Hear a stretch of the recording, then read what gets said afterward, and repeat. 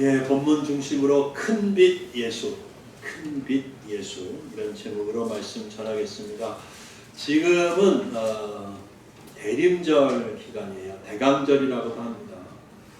기독교 전통에서 예수 그리스도의 탄생을 기다리고 준비하는 기간으로 성탄절 이전 네 번째 주부터 시작해서 성탄절 전날까지 이어지는 시간이 바로 대림절이고 혹은 대강절이 됩니다. 올해에는 12월 1일부터 시작이 되었습니다.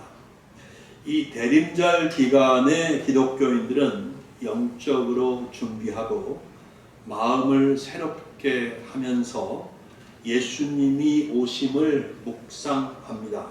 그리고 이 기간 동안 기쁨과 소망 그리고 회개와 겸손이 강조되는 기간입니다.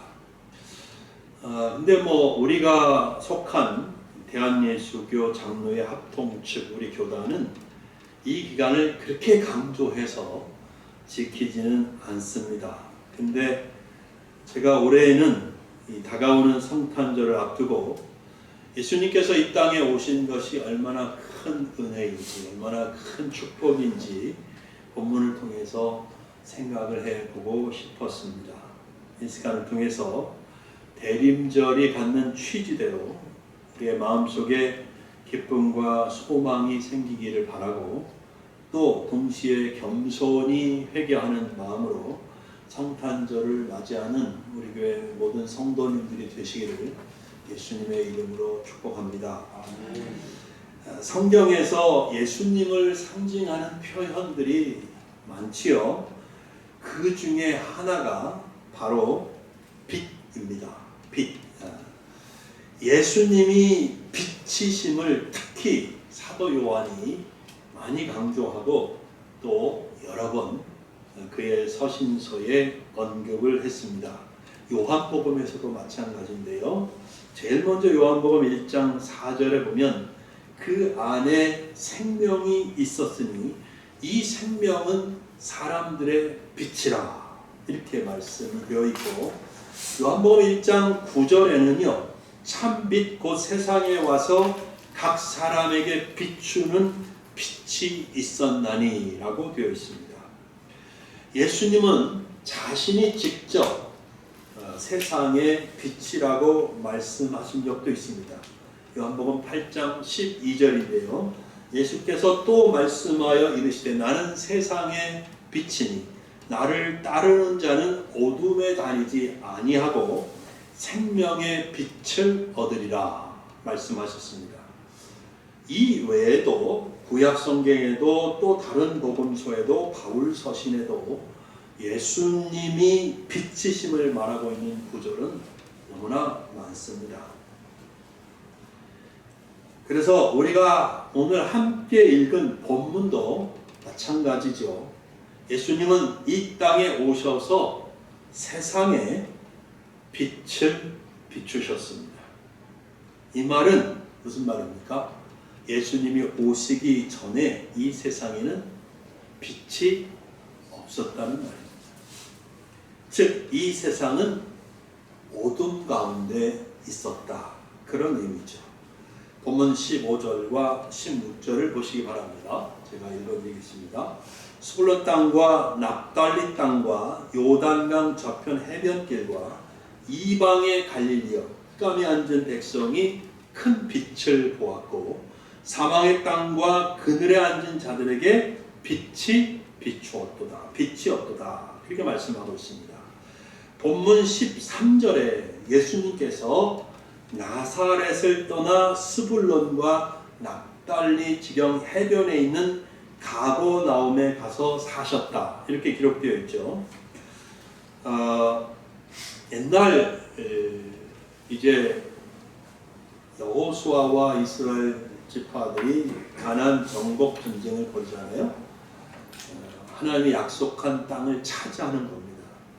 그래서 이스라엘이 가나안 땅에 들어가서 그 가나안 땅을 지파별로 분배를 받지요.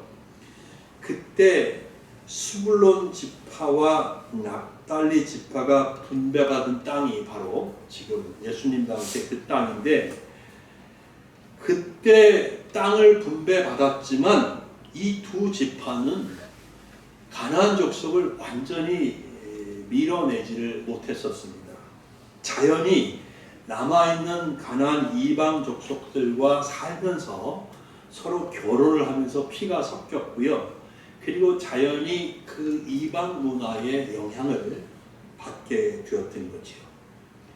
또 기원전 722년 아수르 제국에 의해서 스불론 지파와 납달리 지파를 포함한 북쪽 이스라엘 10개 지파가 멸망을 당했었지 않습니까? 그때도 많은 백성들이 아수르 제국에 의해서 끌려가서 전 세계에 흩어져 살게 되었습니다. 그리고 그 후에 그들은 공식적으로 한꺼번에 고향으로 귀환했다는 보고가 없습니다. 돌아오지 않았습니다. 시간이 지나면서 개별적으로 조금씩 일부가 들어왔을 뿐이죠. 그들은 그러므로 이스라엘의 전통과 율법에서 자연히 많이 멀어질 수밖에 없었습니다. 오늘 본문 15절 끝에 보면 뭐라고 부르고 있어요? 이방의 갈릴리여라고 부르고 있죠. 분명히 이스라엘 땅인데 그 갈릴리 지역을 이방의 갈릴리여 이렇게 부르고 있는 이유도 바로 그것이죠. 그래서 북쪽 땅에 살고 있는 사람들은 예루살렘을 중심으로 한 남쪽의 유대인들보다 이스라엘의 전통과 하나님의 율법에서 많이 멀어졌습니다. 그러나 그 대신 새 것을 보고 새 것을 경험하는 것에 대해서 거부감이 적었다는 거죠.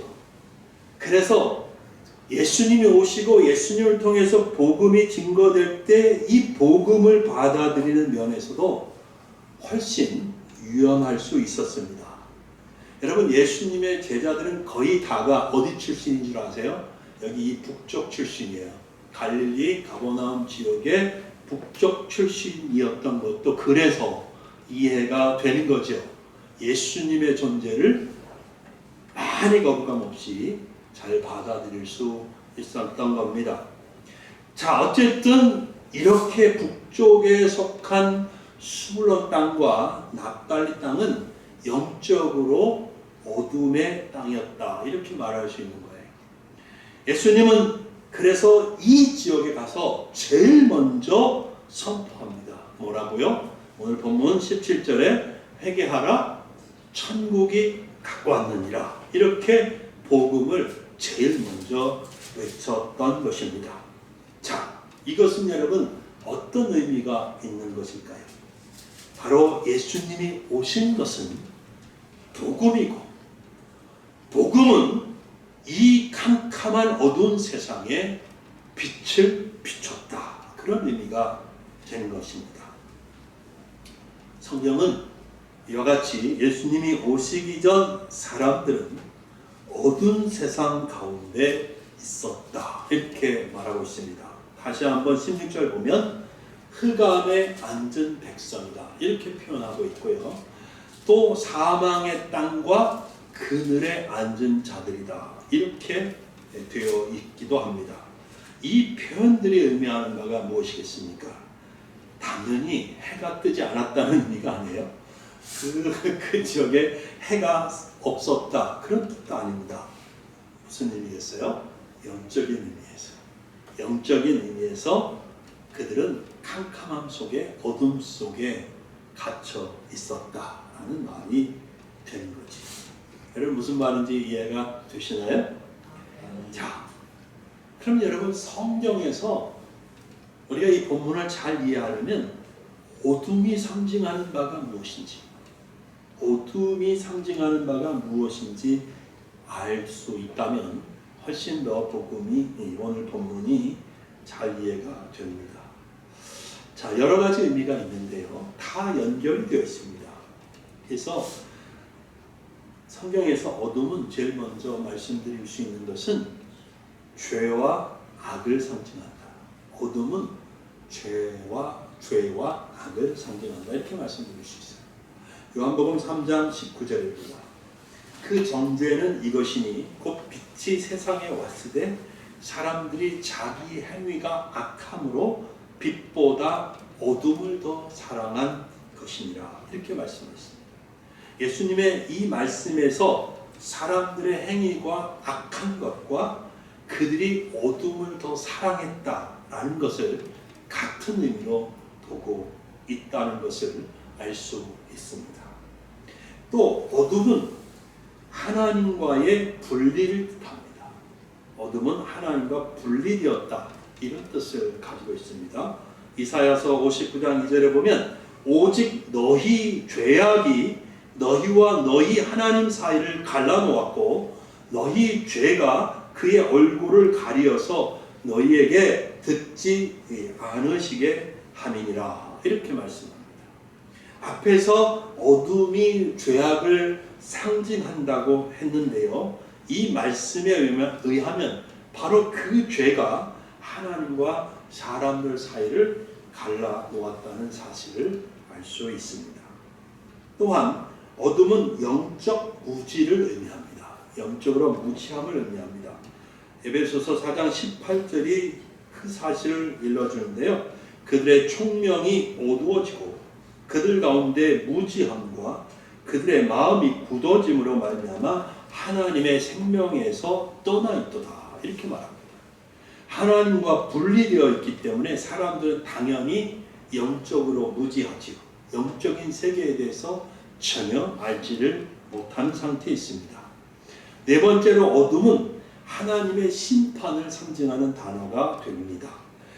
여러분, 출애굽기 10장을 보면 하나님이 그때 막 이제 애굽에 재앙을 내리시고 계셨어요. 왜냐하면 바로와 애굽이 이스라엘이 출애굽하겠다고 하는데 계속 거부를 하니까 하나님이 재앙을 내리기 시작하는데 어둠의 재앙을 내리신 적이 있어요. 어둠의 재앙. 온 애굽이 다 캄캄함 속에 갇히게 되는 거죠. 반면에 이스라엘 백성들이 살고 있던 그 지역에는 밝은 빛이 있었고요. 이렇게 어둠은 재앙, 하나님의 심판을 의미합니다. 마태복음 25장 30절에는 예수님이 무익한 종을 바깥 어두운 데 내쫓아라, 이렇게 말씀하십니다. 바깥 어두운 데, 그러므로 어둠은 하나님의 심판을 의미하는 단어가 됩니다.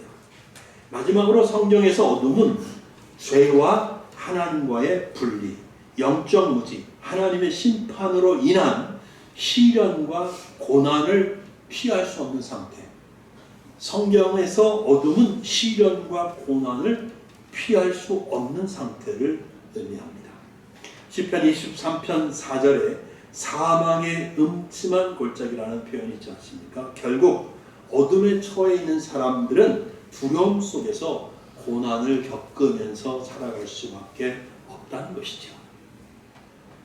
그래서 본문에 비록 수불론 땅, 납달리 땅, 그리고 갈릴리 지역, 이스라엘의 북쪽을 언급하지만, 그 제한된 지역을 언급하지만, 그리고 그 땅들이 어둠 속에 있다고 말하고 있지만, 사실은 이 말씀은 온 세상이 그렇다는 것을 보여주는 말씀인 거예요.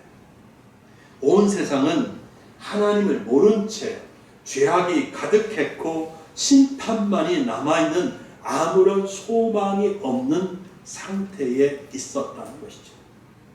사람들은 영적 무지 속에 언제나 고통을 당하고 있었다는 겁니다. 그런 세상에 뭐가 비쳤어요? 빛이 비쳤다. 흑암에 앉은 백성이 큰 빛을 보았습니다. 사망의 땅과 그늘에 앉은 자들에게 빛이었습니다. 이 말씀이 무슨 뜻입니까? 일단 우리는 자연현상으로서의 빛과 어둠의 관계를 너무 잘 알죠. 빛과 어둠은 공존할 수 없지요. 어둠 가운데 빛이 오면 어둠은 순식간에 사라집니다. 우리 꺼진 어두운 방에 스위치를 올려서 전기불을 켜면 어둡던 방은 순식간에 환해집니다. 캄캄하던 세상이 동쪽에 해가 떠오르면 어둠이 물러가고 세상은 대명천지가 됩니다. 여러분, 여기서 중요한 사실은 우리가 알고 있는 이런 빛과 어둠의 관계가 영적으로도 동일하다는 것입니다. 그렇다면 흑암에 앉은 백성이 큰 빛을 보았을 때 사망의 땅과 그들의 앉은 자들에게 빛이 비추었을 때 위에서 말씀드린 어둠이 의미하는 것들이 다 어떻게 된다는 거예요? 사라진다는 것을 의미하는 거예요. 여기서 빛은 다시 말씀드리지만 위에서 여러 성경 구절을 통해서 알아본 것처럼 예수 그리스도이십니다. 예수는 세상의 빛이신 겁니다. 예수께서 스불론과 납달리 지역 해변에 있는 가버나움에 가서 사셨다고 할 때 이것은 이미 예수님이 오시기 700~800년 전에 이사야 선지자가 예언한 그 말씀이 그대로 성취된 것입니다. 바로 흑암의 땅에 빛이 비추인 것입니다. 사망의 땅에, 소망이 없는 땅에, 고통의 땅에, 영적 무지함 속에 그 모든 것을 몰아내는 생명의 빛이 비추인 것입니다. 이것을 조금 더 구체적으로 말씀을 드리면 죄악 가운데 하나님을 모른 채 고통으로 신음하며 하나님의 심판만 앞두고 있는 소망 없는 사람들에게 구원의 빛이 임하는 것입니다. 생명의 빛이 비추인 것입니다. 어둠을 벗어나서 생명의 빛 가운데로 들어올 수 있는 길이 열렸다는 것을 의미합니다. 영원한 멸망의 자식이 창조주 하나님의 자녀로 이제부터는 은혜와 평강을 누릴 수 있는 신분 변화의 길이 넓게 열렸다는 것입니다. 그동안은 어둠의 권세 아래서 걱정하고 근심하고 한숨 쉬며 늘 두려움과 염려로 스트레스 받던 그 모든 압박에서 해방의 길이 열렸다는 것을 의미합니다. 그러므로 하나님을 모르고 하나님으로부터 분리된 어둠 속의 삶을 살던 죄인이 예수 그리스도라는 생명의 빛을 만나면 완전히 새 사람이 되고 풍성한 삶을 누리게 되고 천국의 소망을 갖게 되는 것입니다. 아멘. 이렇게 예수님, 빛이신 예수님의 탄생은 사람들 각각 개인에게 생명의 빛으로 들어오신 것입니다. 빛이신 예수님은 사람들 마음속에 들어가게 되었을 때 그 속에 죄로 인해서 썩고 냄새나는 모든 죄악들을 들춰내고 다 보여줍니다. 그래서 이전에는 이게 죄야? 이게 내가 하나님 앞에 죄야? 이게 잘못된 거야? 라는 생각을 하지 못했던 것들이 이게 죄였구나. 심각한 죄였구나. 내가 정말 사망의 길을 걷고 있었구나 라는 사실을 깨닫게 되는 것입니다. 그냥 그렇구나 라고 지나가는 것이 아니라 견딜 수 없는 죄책감을 갖게 되고 그래서 그 죄를 고백하고 회개, 즉 그 삶을 돌이키게 되는 것이죠. 하나님과 분리되었을 때는 알지 못했던 참 평안을 얻을 수 있습니다. 캄캄했던 영적 무지함에 진리를 알 수 있는, 진리를 알게 하는, 무지에서 깨어나서 볼 수 있게 하는 그 빛이 빛입니다. 그래서 깨달아지기 시작합니다. 인생이 뭔지. 그냥 이 인생이 돈만 많이 벌고 이 세상에서 남부럽지 않게 살면 성공이라고 생각했던 그 인생관이 이건 틀렸구나, 이거 아니구나 라는 사실을 알게 되는 거지. 그리고 내 삶을 어떻게 살아야 하는지 깨닫게 되는 거예요. 내 인생의 방향을 어디다가 초점을 맞추고 살아야 되는지를 알게 된 거지.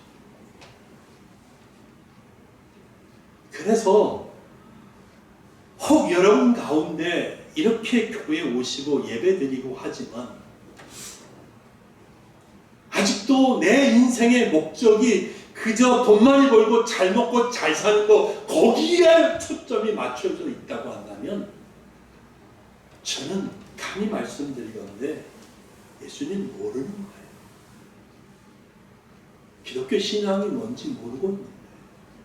여러분 속에 생명의 빛이, 진리의 빛이, 구원의 빛이 비추고 있는 것인가, 비추었는가, 그것을 의심해 볼 수밖에 없다는 거죠. 빛을 받은 사람, 생명의 빛을 받은 사람은 그렇게 생각하지 않는다는 거죠. 오히려 이 땅에서 천국을 바라고 내 삶의 형편이 어떻든지 천국을 향해서 주어진 삶을 그저 감사함으로 받아들이고 뚜벅뚜벅 믿음의 길을 걷는 거지요. 그리고 천국을 소망하는 것입니다. 이게 기독교인의 삶이죠. 이제 말씀을 뵙겠습니다. 예수님이 이 땅에 오신 것은 이런 거예요. 그래서 성탄의 계절은 제가 자주 말씀드립니다만 연말과 겹쳐서 그래서 파티하고 송년회하고 지나간 이 한 해가 흘러가는 이 시점에 그저 감상에 젖어서 노는 그런 휴가의 계절, 그런 시간이 아닙니다. 성탄의 계절은 세상에 다시 한번 소망을 주는 계절이라고 저는 믿습니다. 그리고 기쁨과 감사의 계절인 거예요. 특히 이번에 우리나라의 이런 정치적인 혼란, 그것 때문에 외교, 경제 모든 분야에서 어려움이 갑자기 들이닥쳤는데 그럼에도 불구하고 저는 이 성탄과 함께 우리 장로님도 기도하셨지만 이 나라에 대한 소망을 잃어버리지 않습니다. 이 땅에 복음을 주신 하나님, 이 땅에 예수 그리스도를 믿는 수많은 주의 백성들을 세워주신 하나님께서 이 땅을 지켜주실 거라고 믿습니다. 예수님이 오셔서 어두운 세상을 밝히신 것처럼 하나님께서 주 예수 그리스도를 통해서 다시 이 민족을 새롭게 하실 거라고 믿습니다. 다시 한번 우리 모두 자신을 돌아보며 나를 사랑하셔서 나를 찾아와 주신 주 예수 그리스도를 묵상하는 그런 계절이기를 바랍니다. 다른 사람들에게 예수님의 사랑을 알리고 싶어하고 또 알리는 우리 모두가 될 수 있기를 바랍니다. 내가 가진 것들을 할 수 있다면 많이 나누는 그런 나눔의 시간도 가지실 수 있기를 바랍니다. 올 성탄절은 우리 모두에게 정말 뜻깊은 성탄절이 되기를 기도해 봅니다. 여러분 모두 다가오는 성탄절을 맞이하면서 우리 모두 새로워지고 또 이 나라 이 민족도 다시 한번 새로워지는 그런 은혜가 있기를 기도하는 시간들로 남은 성탄절 기간까지, 성탄절까지 또 이 올 한 해 남은 시간들을 채우는 삶을 살았으면 좋겠습니다. 아멘. 기도하겠습니다.